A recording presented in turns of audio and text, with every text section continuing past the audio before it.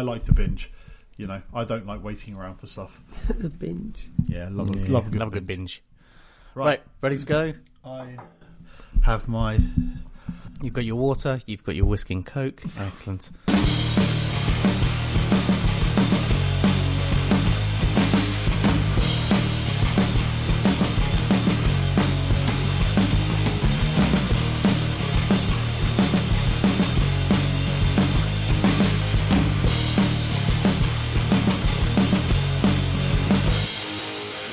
Hey there, Frackers. I'm Dan, otherwise known as Twisted View, and I have with me again... Rich. And Pete. And we've been looking at the episode 8, Flesh and Bone. So, starting with you, Rich, then moving to Pete. Overall thoughts of this episode? What did I It's think? a solemn one. What did I think? Do you want me to start? Yeah, I think so. about it? Yeah, I think so. Yeah, go for it. You're going against the narrative. How dare you start? Sorry, yeah. I want to see... Go on, Pete. Because there's a lot to take in, so I want to see what Pete thought. Well, yes, there was, but I actually didn't rate that as highly as some of the other episodes, despite the tension in the episode. I think that I love the fact it started with Laura, because you were like, well, what the hell is going on here? And you had Leoben in her dreams, kind of setting the tone for the start and the end, the full circle thing again that we saw. Well, you notice I used foreshadowing a lot, but I think in that intro, in that opening, it's gone beyond me going, hey, this could be foreshadowing, that could be foreshadowing. It's like there's literal foreshadowing, like the exact scene from later on. Yep. Yeah. But I think that besides I think the... Yes, it was. I thought at the beginning where Adama. It's been a long day. Adama says he'll fill your head with doublespeak, and then he turns around and says, "Your job is to ensure he doesn't achieve that goal." Your job is to make sure he doesn't achieve the goal. Wise words. I felt like that was a bit of doublespeak in itself, because my thought was he was going to tell her to kill him. He was telling to her, kill him, basically, don't let him live. But it was Laura who was obviously, because that was his first reaction. He was like, go in there, kill him, don't let him talk. Yeah. And he, and unfortunately that then played into the later parts of the episode with Leoben's revelation that we'll get to. So overall though, I thought it had good pacing. And I thought that the background thing of the nuke that didn't feel like a threat. Yeah. But it was. But again, their great use of music. They announced the nuke on the ship to create the urgency and the tension, and then they brought in the drums to kind of really start amping up the tension in the episode. So I thought that was really good. And yeah, obviously a bit more about Laura this time, because she does step in, and I feel like up till now she steps in and goes, hey, this is me doing my thing, then she steps back, and this has been like a lot more Laura in not just her being a politician, but this is her making some crutch decisions, and also what she's feeling around her health. Yeah. And everything. Yeah. And the doctor was saying this medicine will not be fun. She's saying why she's having these kind of reactions. So I thought it was just really good to see more of Laura in this episode. So, and obviously Starbuck as well. I think she definitely stepped forward a lot more. Yeah, because she's been downplayed in some recent episodes. Yeah, I feel like we've done this sort of episode before, where there's a threat and it's a bomb or something. You've got to look for it, and what are you going to do? Like in the episode Water, when we're with Boomer and she... I feel like we sort of retreaded this sort of thing before, but... A deja vu is usually a glitch in the Matrix. Also, I was expecting to get more out of Leoben, yeah, and I just... And, spent half the time just torturing him and questioning whether he was real or not. And... it was fascinating when Starbuck was like, I think I've worked you out. Like, I think you're too far from home.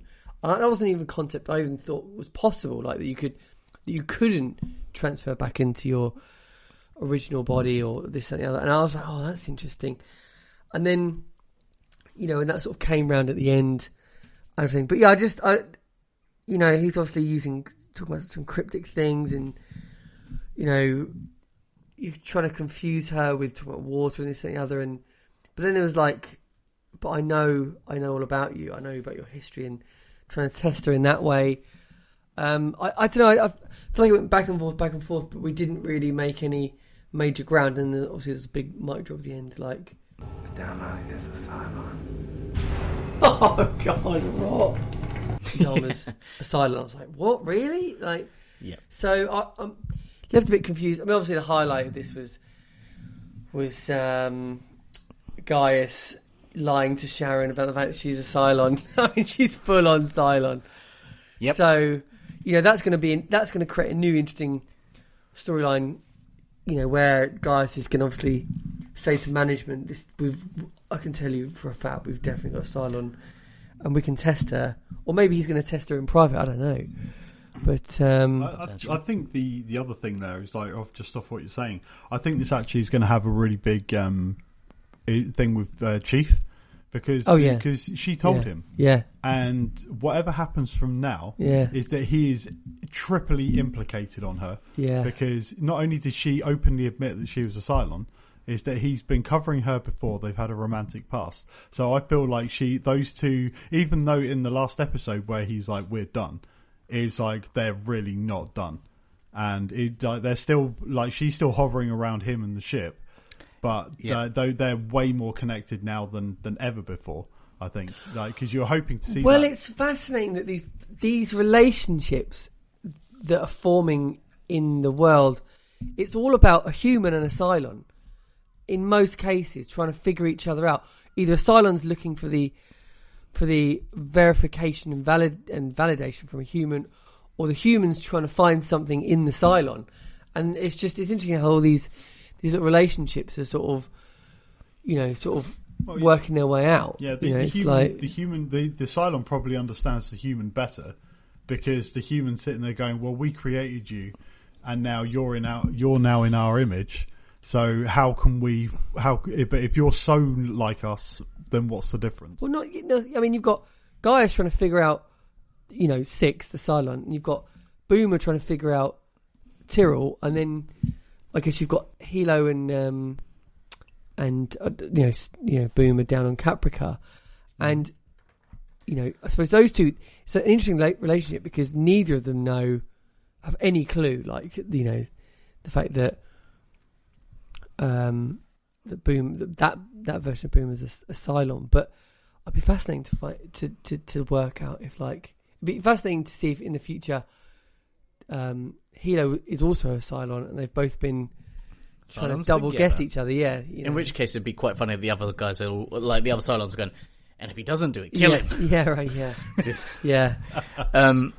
I think there's a good mirror there actually. So if we start this with our talking point about Boomer 6 and all that, because we know about Gaius and he's got 6 in his head, and as you said that you got those, but I like the mirrors.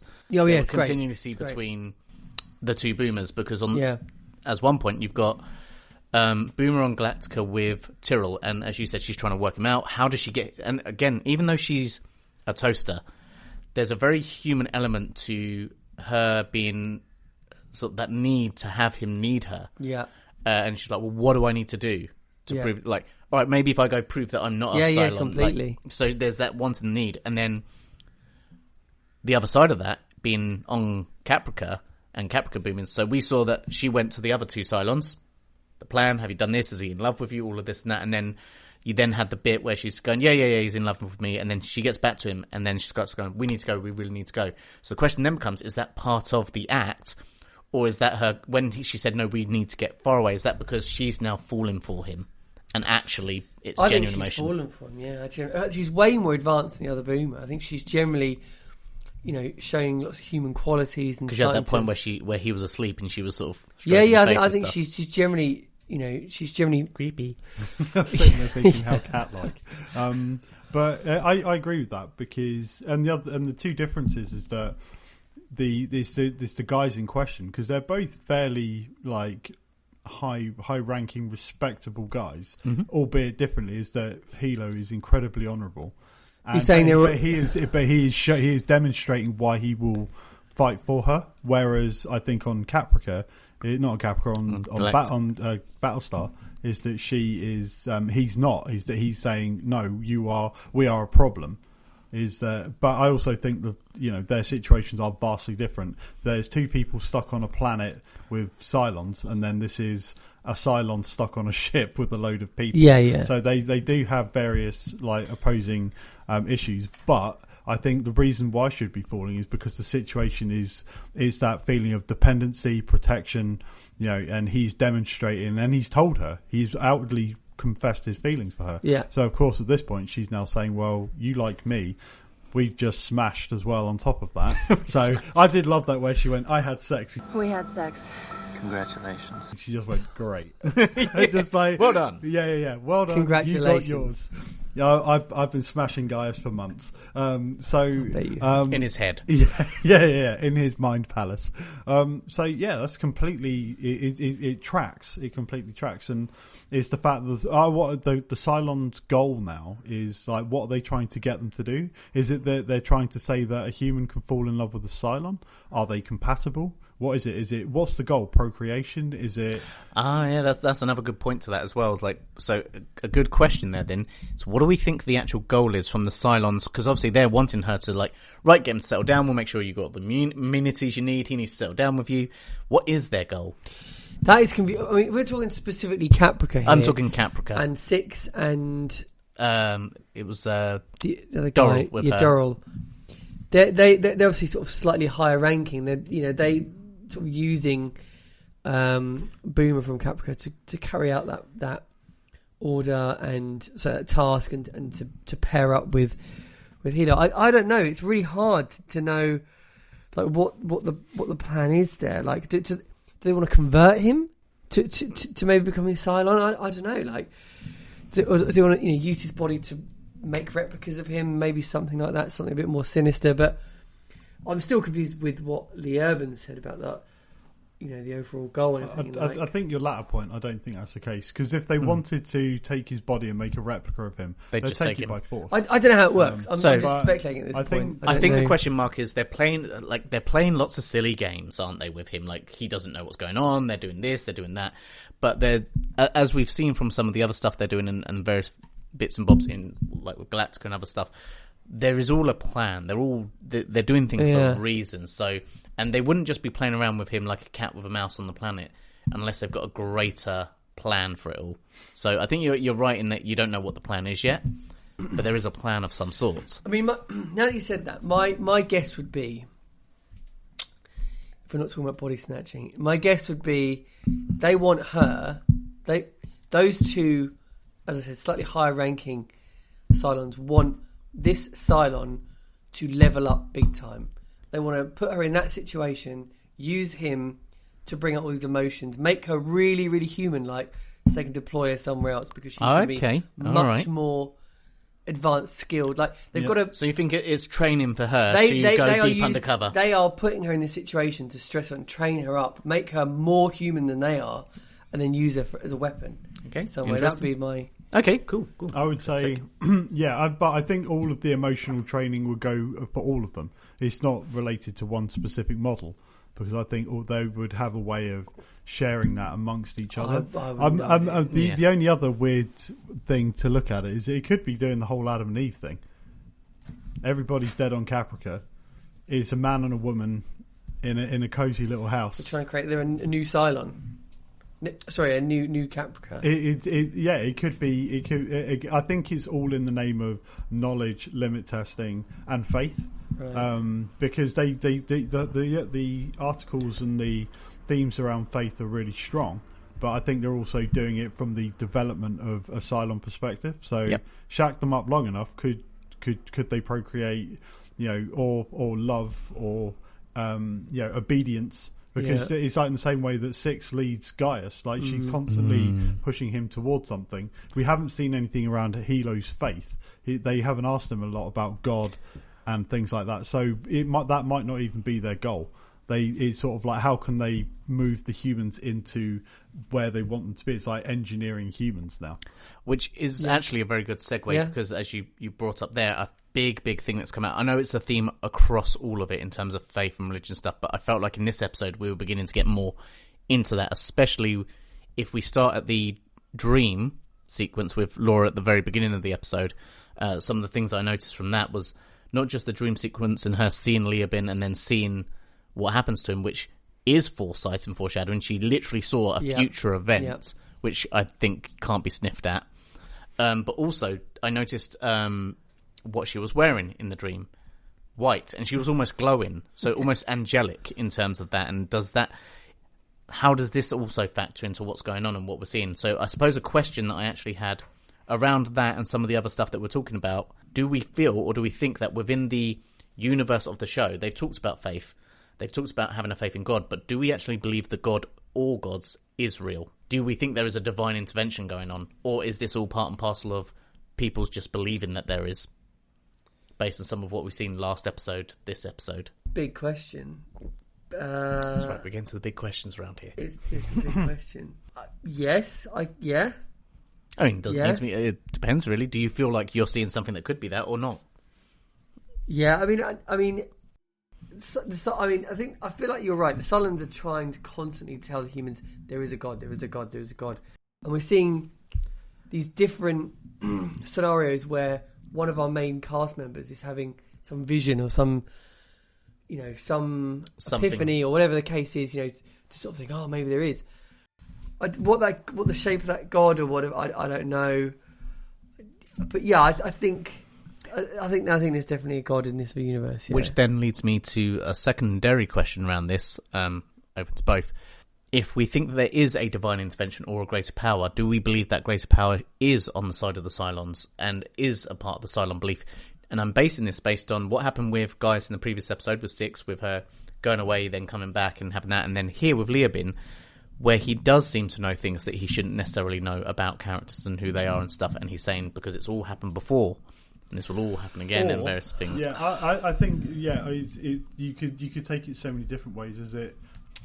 You could take that many ways. It could be that the God is siding with the Cylons, or are the Cylons the agent of the God? That's what I was about to say. Yeah. I think if you're going to try and boil this down, I think God is like the Wizard of Oz. There's someone behind a curtain who sent 12 Cylons out to carry out his bidding for a big master plan somewhere, and it feels like because that the guy that's being interrogated there, Leoben, he was like saying, you're going to go back to Kobol. You're going to go back to Kobol. And there's got to be a reason why he would want... And that will lead you to Earth. Yeah, there's got to be a reason why he wants them to go to Kobol. And obviously, I mean, maybe because the original, creators of the human race or the Cylons are on Kobol. Maybe that's... Well, they're the 12 colonies of Kobol, aren't they? So the idea is that originally, like, the 12 colonies that were created were from Kobol. That's where they originated from. Yeah. So, yeah. And I also found it interesting with him as well when he's talking to Starbuck. He makes a reference or mention to her going to pray to Artemis and Aphrodite, I think. And then at the very end, we actually see she has it. And that's kind of what I had in my head when I was asking the original question is, how does he know this? How do you know that happen to be who she prays to? And But you know why she does that though, right? Because Artemis is the god of the hunt. Yep. And that's why they say good hunting. Yes. Okay, good. Yeah. But I'm going from his perspective. Why would he know that? How would he understand these things? It's good. Like... Yeah. Going back to your point about her being a bloody Cylon. Well, yeah, the thing is, I was sitting there thinking, how could the Cylons... Or the religious aspect. Yeah? Because he's saying that God speaks to him, and that's why. Oh, I see. Right. Well, yeah, but it doesn't necessarily mean that. Is that Not necessarily. Or he interprets it that way. But the thing is that they're all interconnected, and at the during the two-parter, you saw them say, we believe that there is an Earth. We're going to find it. They set that mission statement out. They just haven't talked about it, so we forget about it. Yeah. But in that crowd were Cylons, and if Cylons can speak to one another, then it stands to reason that he would know what their goal was. But it still doesn't take away the fact that Rosalind saw it, and it wasn't just foreshadowing; it was full up precognition. Yeah, no, albeit just a very different.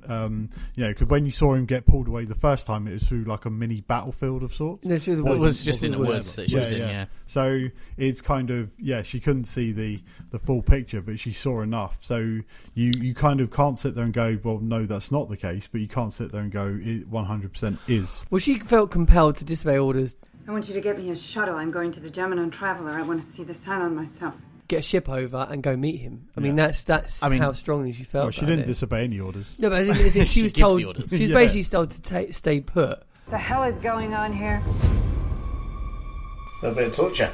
2 parts on this that, again, I find really interesting with that, and also the other big theme of the episode, which is, are Cylons more than just machines? And I think that was being explored here through. So what I've written down here and put a little star next to is, part of being human, one key tenet is faith. What makes humans and people different from any other animal in the animal kingdom, aside from, obviously, our ability to communicate in the way we do, is that faith is, and religion is a key part of the human experience, and the Cylons are trying their very best to understand and emulate the human experience, and that's a key tenet of what they're doing. Coupling that with the language being used by the human characters about the Cylons, at the very start of the episode and throughout, they keep using dehumanizing language. Where is it now? Destroyed immediately. It's not a him, it's an it. I'd like to hear what this thing has to say. It's a very clever machine. It's sweating. I don't think the gods answer the prayers of toasters. You're a machine. Just a bunch of circuits with a bad haircut. You're not a person, you're a machine. It. What does it want? What does it want to do? So they were using dehumanizing language against the Cylon. And the Cylon is trying to emulate. That's why Starbuck throughout with the torture and various other elements, and she was interested in, what do you sweat? Do you feel pain? Why do you do these things? Leads me right the way through to the end, where we then have Laura Roslin, who, as we've often said before, is the empathetic, is the right, is the true, and then she does that very almost inhuman thing of telling him, "You'll be safe. Tell me what I want to know." And as you were quite happy with it during the episode, blast him out the airlock. No, I think she just played into that good old trope of good cop, bad cop. Yeah, but I actually think that the episode is trying to tell us something more about the human condition through those different interactions. Yeah, I think she did a Gaius. She lied when it suited her, and she was through and through a politician. Oh yeah, and it's sort of like she in the last episode where she absolutely butchered Gaius in the way that she did, but but it's a reflection of herself. Because she is capable of making those decisions in the same way that they called to destroy the Olympic carrier. It's that she makes the hard call when it has to be made, or she's capable of making certain hard calls. And in this case, she saw him as a threat, but after seeing what she took a situation and went, right, I'll make you out to be the utter bad guy, and then, as I said, good cop, bad cop, or bad cop, good cop in this case. Got what she wanted, and then just like, right, boom, off you go. Yeah, I thought it was just interesting. She was like, when you see her coming in, like, oh, she's attempting. Like the military went straight down the route of torture. Yeah, like that was their go-to. She comes on, and the first thing she attempts, master manipulator, what looks like diplomacy. Yeah, and actually, funnily enough, she's the one that gets what she wants. Even though technically the military were being more honest about what they were attempting to do, and through her manipulation. Well, yeah, I mean, she's, as you said, she's a politician through and through. But she comes into this scene, she reads it instantly. She can see they're torturing the suspect or the victim. They go, right, I'm going to take this person. I know he doesn't trust any of these people, so he might trust me. Yep. I'm going to go in soft, see if I can build a relationship. Does that thing. Get some words out of him, and in the moment she's got what she wants, as you say, she just turns on him and just disposes of him. Yeah. But it's interesting the way that by going in, like without having to say what have you done or this, that, and the other, or how are you feeling, or blah blah blah, she knows instantly that he's looking for compassion. He's looking for someone to sort of reach out, to put the olive branch out. And instantly she does that, and she obviously gets his attention. Which also brings us back to what Adama said near the beginning of the episode to Starbuck, which is to be careful of him, because he's sort of, he almost lies within the truth. Yeah. So half of what he's saying is true and half of what he's saying is lies. So then we as an audience, the question mark now becomes to us, which of all the things he said are the lies and which are the truths? And is Adama a Cylon? Which we'll get to once we get to the Cylon detector, and then I'll ask you that question again. The other, just as a little note before I move on, I don't think it's the first time we've heard it, but I think it's prominent here, where he quoted scripture at her. All of this happened before, all of this will happen again. because I like that within the context of the world and the universe they're in, but also it's a nice little touch to the fact that this is actually a remake of a show from the 70s. It becomes an Easter egg at the same time. Yeah. So, bring us back to Gaius and the Cylon detector and Boomer and what he did there. So, again, in that scene, in that scenario, two things there. One, the Cylon detector works. I was literally about to say, well, it works. It's not built at all. I mean... So, it works, but his first use of it... What will he do? Yeah, what will he do? Congratulations, it's green. It's like green. Oh, it's so funny, isn't he? He can't... Well, the thing is, though, we don't actually... Well, we know that it works. We know that he lied to Boomer about it, but we don't know what the next step is just yet. Oh, yeah. So we know it works, but we don't know what he's going to do with that information. Mm-hmm. No, we don't, and that makes it interesting. And but he told her that out of... I think it's very clear. He told her that because he was afraid of the ramifications and the repercussions of being alone in a room with a Cylon. We've seen what happened in the episode today, how strong a Cylon Oh, is. yeah. Oh, yeah. You know. Well, I mean, admittedly, it was a guy versus a woman. You know, he could do that, but but he also ripped himself out of the cuffs and tore the table over. Yeah. Then I take that comment back. But without being too sexist, this is Starbuck. Starbuck, she kicks ass. Yeah, but he still slammed her against the wall like she was. Absolutely, like a ragdoll. But Boomer would absolutely slap Gaius into next week. We know this. I'm just surprised there's a Cylon detector. Period. I didn't think there was one. I thought it was being made up. I thought it was, a load of rubbish he'd sent them. The other thing as well is that he may have been surprised by that result because he said you are a beta test. You're not. He didn't think he had it right. Yeah, so he might also be going down the route of caution. But I think he was cautious because he was like, I don't want to get my neck snapped. I also don't want to accuse somebody and get it wrong because I've just had a whole episode of being accused. I'm willing to bet it's the former rather than the latter him. Yeah. Self-preservation all the way. Yeah. But you would hope that, maybe he's learnt a lesson about accusing people of something and getting it wrong. I'd be fascinated if during the next episode he tests himself. Ooh. He tests himself, like questions. Now that he's got a system that works. If he just check? on his mind, because obviously Six is going to play with his mind and be like, well, maybe you're a silent guy, because you're so clever. I'd be interested if he does that. Okay, so I think that's all of my points. Did you have any other remaining thoughts, feelings each? Yeah, I think the only other thing was Leoben and talking about the prophecy. And I think I'm very curious as to how, and again, my fascination on Cylons and their obsession with religion, but also like how is it coming about knowing about Cobalt and Earth? Is it mystical? Yeah. Is he getting a message from a god, or is it being downloaded? Has he been there? Yeah. Yeah. It's also the other thing of have they been a part of the humans for so long that they've sat there and worked it all out? Have they gone through their scriptures enough to go, we know what you want. Yeah. We know why you look, the 12 colonies which are related to all the different gods. And then you can say, okay, well, you're from so-and-so, therefore you're tied to, Artemis or whoever for a particular reason. So they may have just studied the hell out of religion and made their own assumptions off the back of it. Is he trying to plant a seed so that they lead them to Cobalt? Perhaps. Maybe they want the human race to show them where Cobalt is because it leads to Earth, and Earth means they can eradicate the human race properly. Yeah. Okay. Yeah, because the Cylons don't have a planet, do they?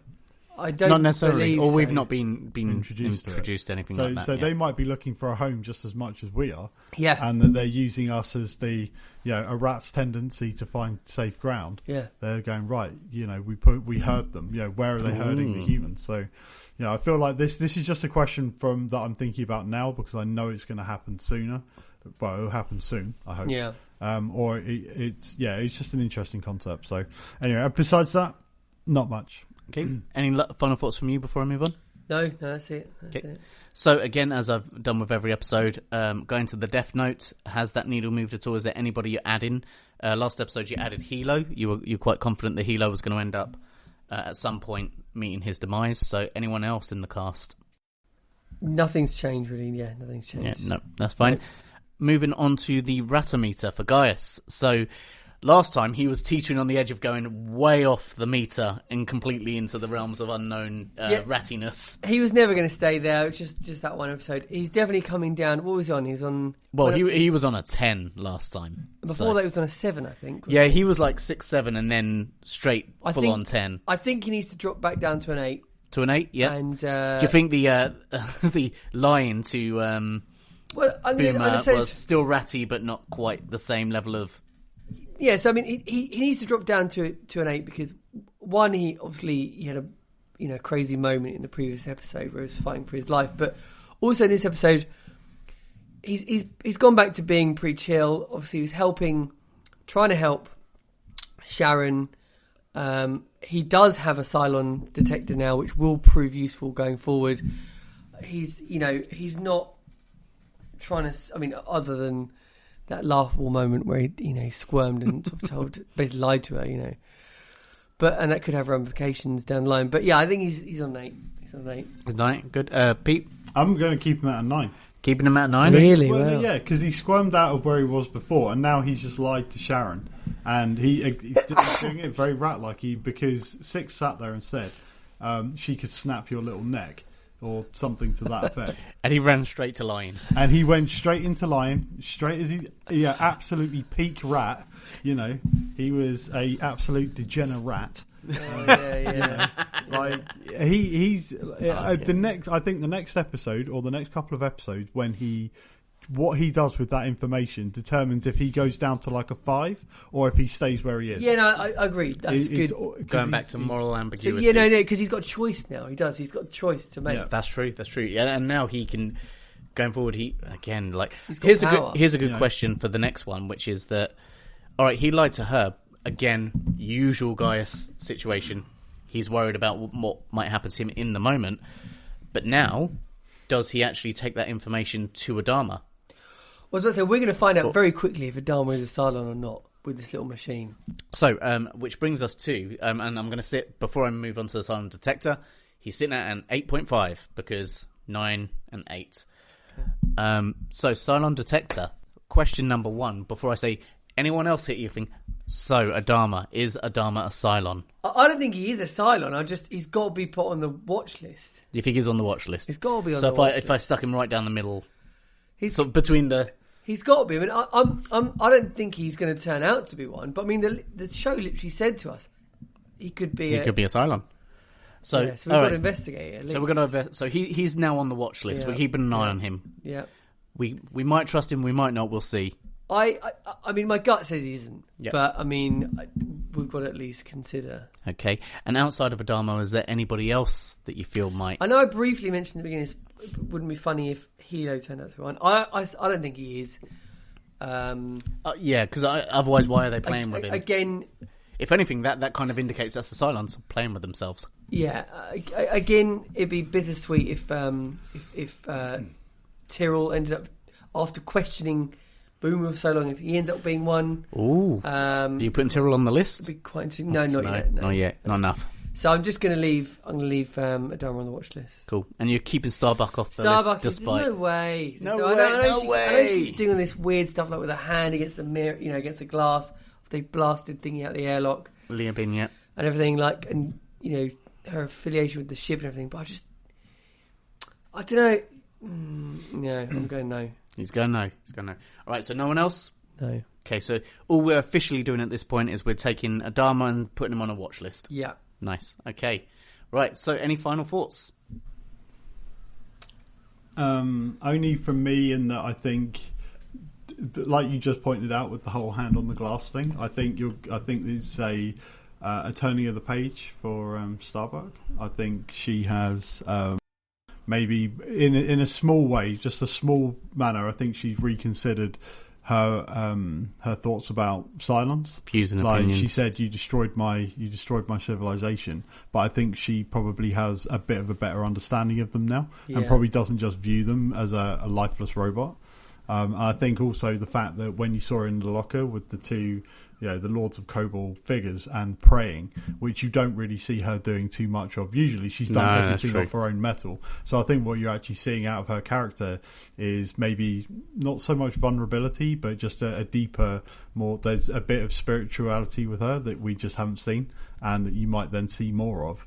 And I think she's just going to get smarter because she's always been smart. She's always been wily and, incredibly determined and resourceful, that we've seen so far. And I think that this is just something else that's going to keep adding to, what makes her really awesome. So that was my final thought. No, agreed. Cool. I definitely think the faith element of her character is now awoken.